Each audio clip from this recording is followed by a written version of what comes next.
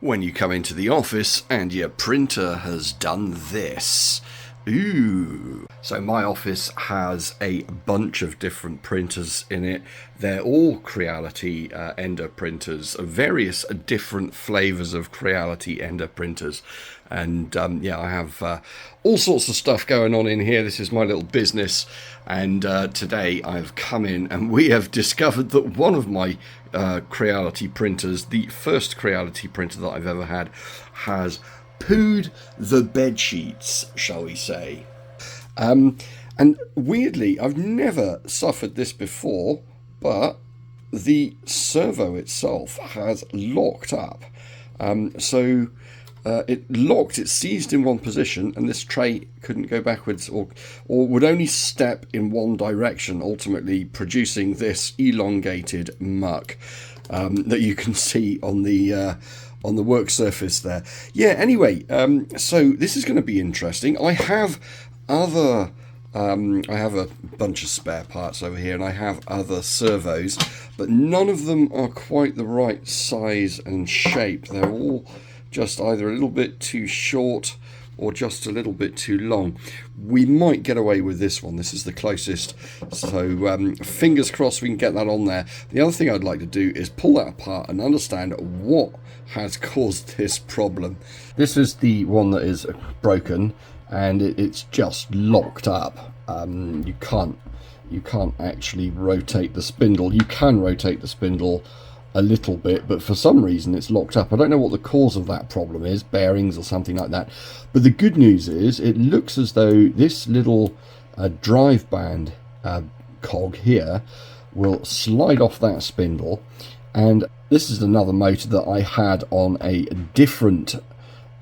very different piece of kit. This doesn't have a spline. Yes, it does. It has a spline spindle. You can tell here that there's a slight difference between these two guys. But with a bit of luck, I think we'll be able to make it work. So yeah, this guy with FUBAR written on it is knackered. Let's put the spindle, let's put the spline spindle, go on, fit. Go on, be the same size. Oh, are you kidding? Yeah, no, it's okay, it's looking promising. Just need to open those grub screws a little bit more with the Allen wrench. And with a bit of luck, yes, happy days. Happy days. Okay, let's just cinch that up ever so slightly so that it holds onto the spindle. And yeah, this guy flies around. So with a bit of luck, we should be able to repair the printer with that and get the printer back up and running. The thing that I'm really interested to understand, sorry about the state of my hand, it's dirty work, all of this printer mending malarkey. The thing that I'm keen to understand is what is the cause of the problem. Now, bearing in mind the printer that I was showing you just now, the guy that's died with this servo motor on it, this printer has been around forever. I have had it for years and years and years. And it has been pretty much in permanent operation, I would say, for maybe more than 5 years. Right, I'm going to find myself a sensible size screwdriver. Let's go ahead and pull this apart and have a look inside it and see if we can figure out what has caused this servo motor to seize up. Yeah, it's absolutely lock solid. The spindle is just lock solid in there. If you have a look, you can see in the bottom of this device here, there's some kind of ingress. There's some kind of dust or debris that has built up inside this motor over a period of time. I wonder if we can clean that out. First of all, I wonder where it's come from, because the unit's a sealed unit. So I wonder if it's, I have no idea where it's come from. But yeah, it's very clear to see all of that muck in the bottom there that's just sort of sitting between the magnets and the drive. It's all absolutely solid. I wonder what has happened there. those are the magnets, and here is the servo drive, and you can see all of the junk in there. It's just got a load of muck in there. I reckon if we get some IPA alcohol and give this a really good clean up, I reckon we'll have a serviceable motor again. Let's just see. Does the oh, you know what? The bearing. Oh my goodness. The bearing is just solid. Yeah, that bearing is absolutely, yeah, no, the bearing's knackered on this. Cool. Well, there we go. Learn something new every day, folks. How's that bearing feeling in there?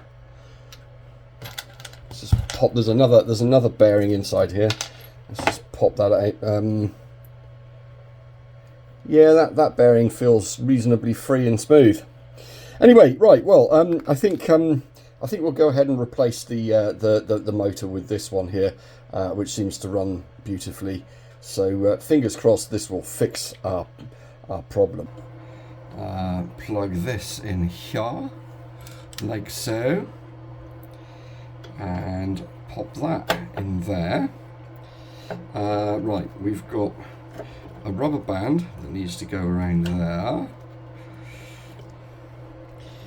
And we have a bunch of screws.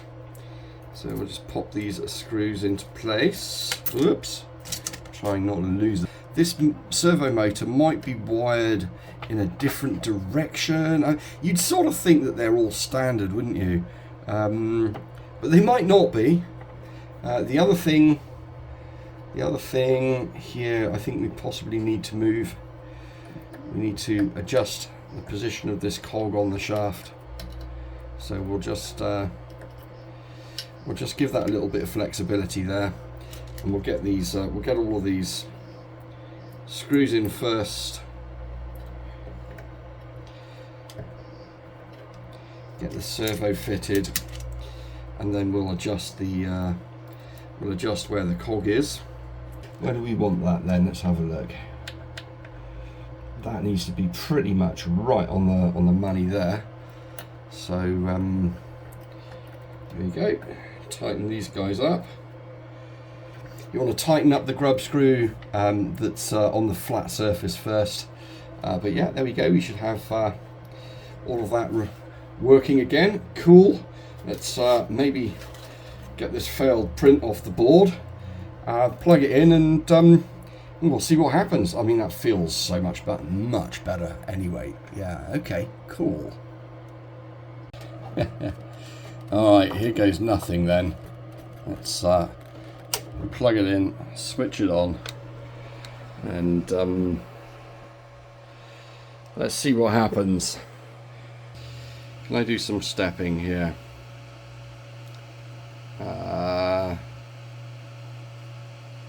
Prepare. There we go. Move axis. So move 10 millimeters. Move X.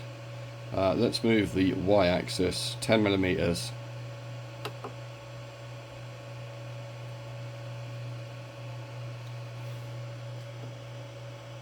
Oh, right. Okay. So if we just move 10 millimeters, there we go. Ready? Off you go.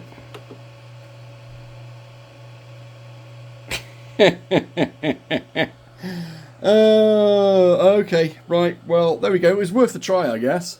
But it looks as though that stepper motor. It looks as though that stepper motor is not compatible with the driver on this particular unit. As I say, it came from a 24 volt system. This is a 12 volt system. Is what it is, right? So here's ingenuity for you. I've basically removed, I've opened both servos now, and I have removed the drive assembly, which is actually in really good condition, and the bearings are all feeling lovely and everything. And guess what? It fits like a glove in the old unit with FUBAR written on it. So there we have it, folks. You've seen it here first. Making, hopefully, yep, it does have a little bit of forward and backwards motion there. Right, a little bit more thought required here. But ultimately, I'm trying not to buy another servo. Yeah, so I reckon I've made a replacement servo. So let's go ahead and try this. See if this fixes things. All right, let's try it again then. Prepare. It's a really old machine, but you know what? I mean, happy days. Right, move axis. Move 1mm at a time.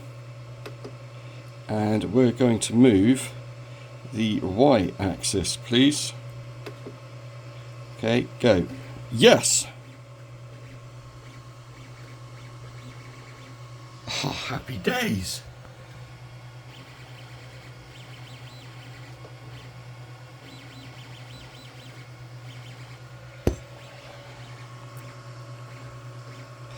The thing that I'll say is that 1mm to me looks like much more than 1mm.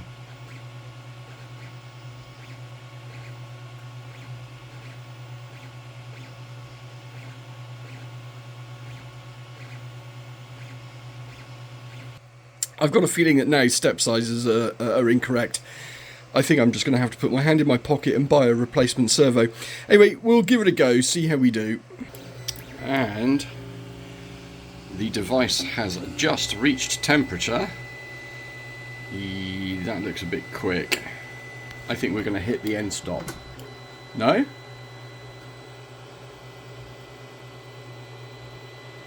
What's going on here? Come on.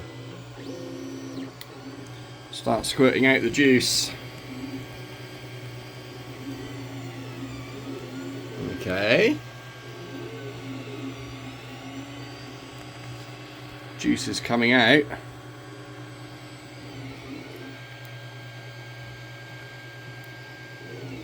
I'm sort of surprised it's working. That actually looks like it's good. Right, hang on, let me get some product and see if I can match it up.